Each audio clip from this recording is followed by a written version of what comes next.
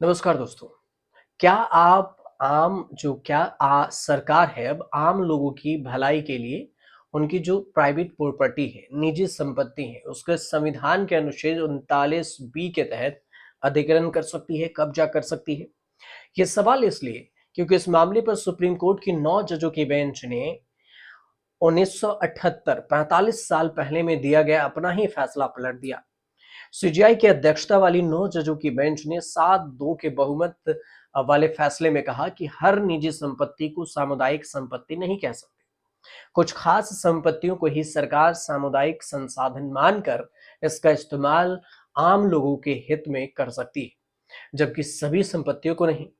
Bench ने 1978 में दिए जस्टिस कृष्ण अय्यर के उस फैसले को खारिज कर दिया, जिसमें कहा गया था कि सभी निजी संपत्तियों पर राज्य सरकारें कब्जा कर सकती हैं।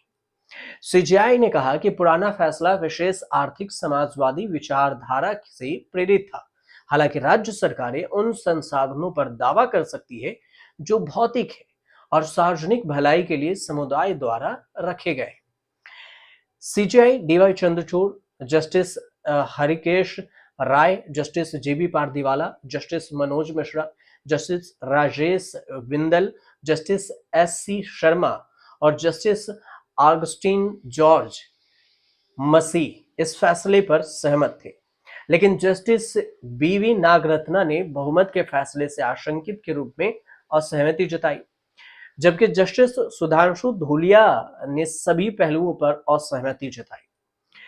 सुप्रीम कोर्ट ने 1 मई को इस मामले में अटॉर्नी जनरल आर वेंकटरमणि और सॉलिसिटर जनरल तुषार मेहता समेत कई वकीलों की दलीलें सुनने के बाद फैसला सुरक्षित रखा था।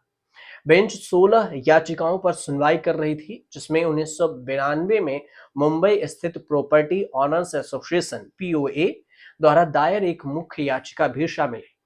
पीओए ने Maharashtra housing and area development act अधिनियम के अध्याय 8A का विरोध किया है। 1986 में इसको जोड़ा गया। यह अध्याय राज्य सरकार को जीर्ण शीर्ण इमारतों को और जमीन के अधिग्रहण करने का अधिकार देता है, बशर्ते उसके 70% मालिक ऐसा अनुरोध करे। इस संशोधन को प्रॉपर्टी ऑनर एसोसिएशन की ओर से चुनौती दी गई।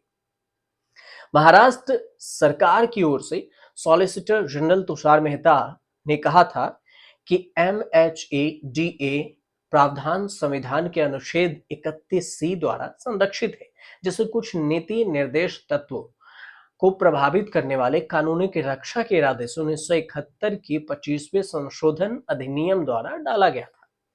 महाराष्ट्र सरकार ने 1986 में संपत्ति अधिग्रहण कानून में बदलाव किया।